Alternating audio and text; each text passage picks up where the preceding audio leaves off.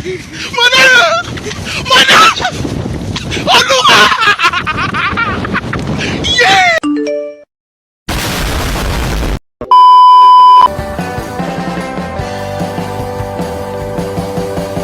Benar kata orang dahulu, kasih jangan keterlaluan. Saya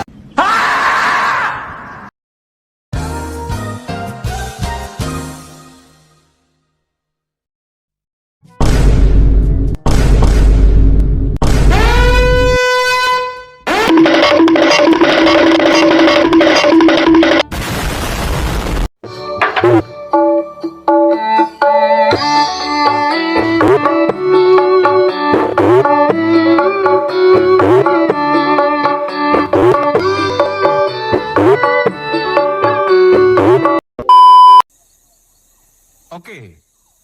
Daon nih.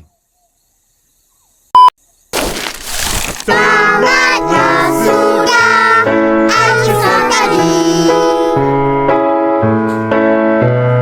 Terima kasih dan jumpa lagi.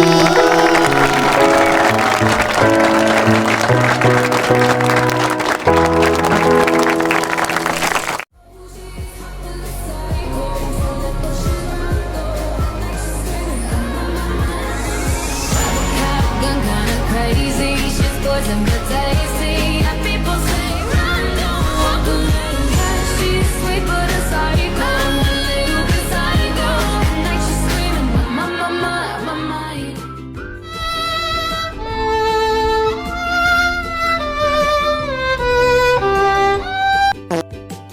Assalamualaikum warahmatullahi wabarakatuh. Perkenalkan, nama saya Beli Fitria. Saya dari kelas 10 OTKP. Di sini saya akan menceritakan rangkuman mengenai pembelajaran DPK. Pertama-tama, pengertian dari hardware. Pengertian dari hardware, fisik perangkat keras. Hardware adalah setiap elemen komputer yang bersifat VSTR seperti monitor, keyboard, microchip, hard drive, dan berbagai komponen lainnya. Hardware dapat dikategorikan menjadi komponen internal dan eksternal. Komponen internal diperlukan agar komputer dapat berfungsi dengan banas ketika dioperasikan. Komponen secara kualitatif berproses atau menyimpan internal instruksi, sementara komponen eksternal atau yang biasa disebut perangkat beroperasi profesional dipasang ke komputer untuk menambah dan meningkatkan fungsionalitas. Komputer komponen hardware eksternal merupakan item yang sering dihubungkan secara ekstrim ke komputer untuk mengontrol fungsi input dan output. Fungsi dari hardware. Fungsi hardware mengacu pada fisik, peralatan dan berperangkat komputer yang berwujud. Fungsi utama dan perangkat keras komputer adalah memberikan dukungan untuk fungsi utama komputer seperti input, pemrosesan, output, penyimpanan, dan sekunder, dan komunikasi. Apabila Anda menggunakan sebuah laptop, maka Anda memiliki hardware berupa fisik laptop itu sendiri dan software berupa sistem operasi serta aplikasi-aplikasi yang ada di dalamnya.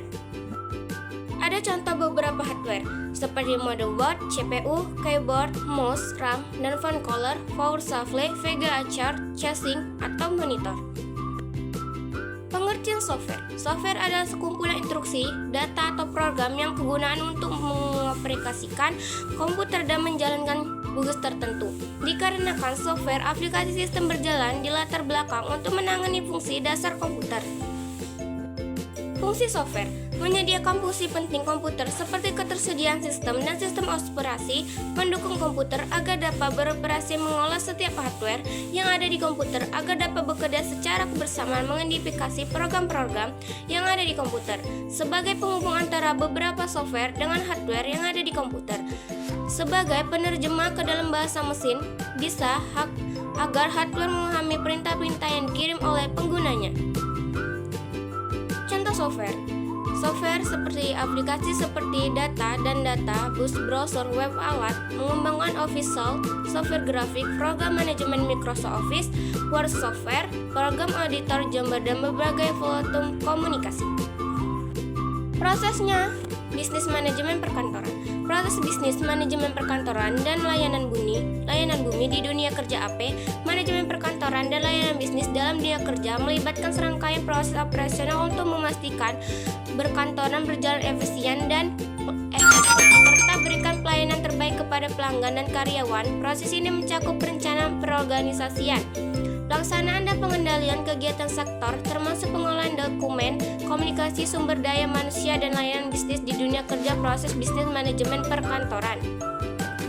Layanan bisnis di dunia kerja, perencanaan menentukan tujuan, strategi, dan langkah-langkah yang diperlukan untuk mencapai efisiensi operasional pergunaan sujoran. Ini termasuk perencanaan anggaran daya dan alur kerja. Perorganisasi yang melakukan kegiatan operasional sesuai dengan reko disusun, termasuk pengolahan dokumen, komunikasi, si internal dan eksternal, serta pelayanan pada pelanggan. Pelaksanaan yang melakukan kegiatan operasional sesuai dengan rencana telah disusun, termasuk pengolahan dokumen, komunal dan eksternal, serta pelayanan kepada perorangan, pengendalian, memantau dan mengkalkulasi kerja operasional, serta mengambil tindakan korektif gimana diperlukan untuk memastikan efisiensi dana aktivitas.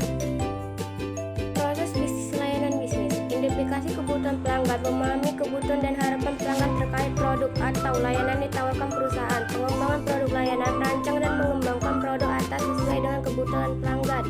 Layanan pemasaran dan penjualan, mempromosikan produk atau layanan kepada pelanggan potensial dan melakukan penjualan. Pelayanan purna jual, memberikan dukungan dan pelayanan purna jual kepada pelanggan untuk memastikan kepuasan mereka. Hubungan manajemen perkantoran dan layanan bisnis, manajemen perkantoran yang baik, mendukung kelancaran etnis beroperasional. Layanan bisnis untukkan dukungan administrasi yang kuat dari manajemen perkantoran. Keduanya saling berkaitan dengan hari integrasikan untuk mencapai tujuan perusahaan. Contoh proses bisnis: penemuan tamu, resepsionis menyambut tamu, mencatat informasi dan data mengarahkan tujuan pengolahan surat masuk atau keluar. Petugas administrasi menerima, mencatat, mendistribusikan dan mengarchifikasikan surat keluar dan masuk. Pengelolaan data karyawan, HRD mengelola dan data karyawan, sumber informasi, prohedi, absensi dan cuti pelayanan.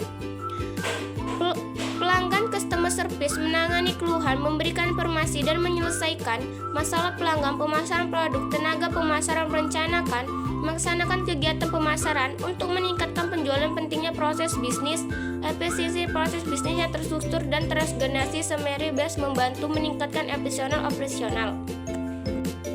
Perkembangan teknologi. Perkembangan teknologi telah membawa perubahan besar pada manajemen perkantoran dan layanan bisnis, mendorong efisiensi, transformasi, dan transformasi digital. Isu terkini mencakup otomatisasi perkantoran, virtual office, manajemen proyek berbasis digital, keamanan data, dan kebutuhan akan pelatihan karyawan untuk beradaptasi dengan teknologi baru. Perkembangan teknologi komputerisasi perkantoran, teknologi seperti perangkat lunak, manajemen proyek, cloud-storage, dan aplikasi konfirmasi video telah meningkatkan efisiensi dan kolaborasi dalam operasional perkantoran. Virtual Office adalah permainan konsep kerja jarak jauh didukung oleh Teralogo seperti Upgrade dan aplikasi komunikasi memungkinkan karyawan bekerja dari mana saja, meningkatkan fleksibilitas dan produktivitas. Proyek berbasis digital, manajemen proyek berbasis digital, aplikasi manajer First. Proyek memungkinkan bagaimana bermergu dan pelacakan tugas, kolaborasi tim, dan pengolahan sumber daya lebih aktif. Keamanan data adalah dengan semakin banyaknya data yang disimpan dan diproses secara digital, keamanan data menjadi yang membutuhkan perhatian khusus, serius, dan krusial. Pelatihan karyawan dalam perkembangan teknologi. Pelatihan karyawan, perusahaan perlu memberikan pelatihan yang berkelanjutan kepada karyawan agar mereka dapat beradaptasi dengan teknologi baru dan memaksimalkan penggunaannya. Isu perkembangan teknologi. Isu terkini, revolusi industri, perkembangan teknologi ini menuntut adaptasi dan transformasi dalam manajemen perkantoran, termasuk bigitalisasi, pengguna data yang lebih cerdas, dan integrasi sistem backing. Sekian penjelasan dari saya tentang pelajaran DPK. Wassalamualaikum warahmatullahi wabarakatuh. Bye-bye. Woo! Yeah, baby! That's what I've been waiting for. That's what it's all about. Woo!